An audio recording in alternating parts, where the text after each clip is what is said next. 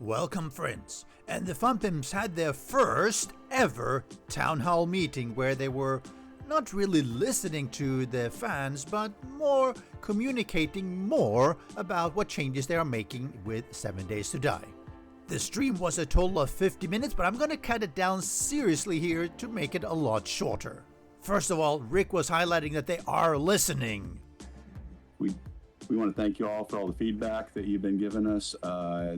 And we wanted to let y'all know that we're listening. And right off the bat, Joel was talking about that loot stage gating where they were gating it so that you had to go to the higher level biomes such as burnt forest, snow, desert, wasteland in order to get the higher level items. This is something that they did in order to facilitate the story and encourage that exploration of the world. They have found that it's not needed and they will be removing it in a patch.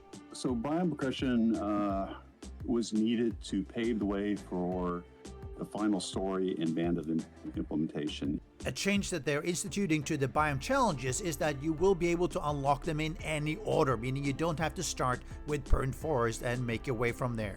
The Fun Pimps also talked at length about the fact they want to have a story mode, but they also want to have a sandbox mode for players who enjoy that kind of gameplay from the first Alpha 1 up to about Alpha 16. They're also working to make the biome progression more immersive. They're gonna do away with the badges. Instead, it's gonna be survival kits with thematic protective equipment, such as smoke survival that sort of have this firefighter respirator for the burnt forest, and you'll be able to craft and equip it, which means you can craft it for your friends. If you have unlocked it, you can craft it and give it to your friends so they don't have to unlock it on their own. Now, there will be different themes here. So the desert is going to be some kind of heat survival bandana. Cold is going to be this winter mask with goggles. Radiation survival kit's going to be a biomass type with filter. And you will be equipping this in this special inventory slots just for these survival kits. Likewise, those smoothies are going to go away and they're going to be changed to something that is a little bit more fitting. You'll have some kind of serum for wasteland, you'll have a stew for the snow biome, you'll have a drink to cool you down in the desert, and so on, just to make it more thematic. Regarding the storms, they're going to make them into two stages. You're going to have the first debuff stage where you're going to take some debuffs as you go outside into the storm, and then later on stage 2 is where you're going to see damage. Now they are toning down the damage so you'll be able to be out in it a little bit better. And of course, with those new injectable serums and the stew and the drink, they will help you protect you from the storms. They're also working on putting in more game options in order to control this storm, such as the time, maybe the damage, and so on.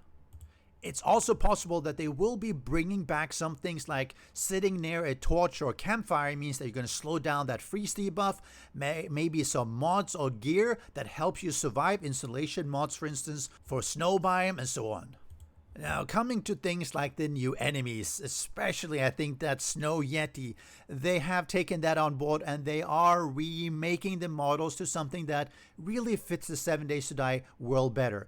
The Plague Spitter is going to be some kind of shaman type, and the Frost Claw is going to be more of a mountain man and, well, mountain zombie maybe, and not this Yeti that really doesn't fit. The spawning frequency of these new zombies is also going to be tweaked and lowered because it's been a little bit overpowered. Something that vanished is that armor and clothing tinting, and that is coming back as well. Maybe even getting makeup, hair and beards, etc. for your character. Ever had an airdrop land on a tree? On a PI, that's going away. They're putting in this flat spot code that will find better positions for things like airdrops and dig quests. Colorblind options are also being considered, such as icons over the zombies. Of course, we all want new weapons, and they are working to put in those legendaries that they have been talking about for quite a while. So there might be individual entirely new weapons, such as they mentioned flamethrower, but there might also be like legendary skin drops, etc. with unique looks, armor, tools, etc. to give you some reason to have a progression. along with that progression is maybe a game option for perma degradation, meaning that as you use a weapon or gear or tool, they will slowly degrade, necessitating you to replace them at some point, meaning that you can't just rest after you've got everything purple. You have to actually keep on refreshing your gear, of course, as a game option. And what they also label as putting more sand in the sandbox is increasing the survival parts, meaning that more game options such as how you do your questing, the trading, turning on and off, how much loot of ammo, gear quantity, just in general more game controls for your specific game. Bigger backpacks, everything that they want to have to give you more control over your game. Now, this is not set in stone yet, but they are working on just providing a new UI that will give them the ability to have a lot more game options that we can tweak for our games. And a final big thing that is coming in, I believe the 2.x versions, is more crafting stations in the game, meaning they're going to have an apiary for bee farming, you're going to have a chicken coop, etc. You're going to have maybe an electrical stove that you can use for faster cooking, things that they can put in that doesn't really require huge amounts of work, but will give quality of life as you play it, because we all know how it is. You need a lot of honey to stave off that infection. You want to have those eggs and feathers. We are finally getting third-person gameplay in a point release.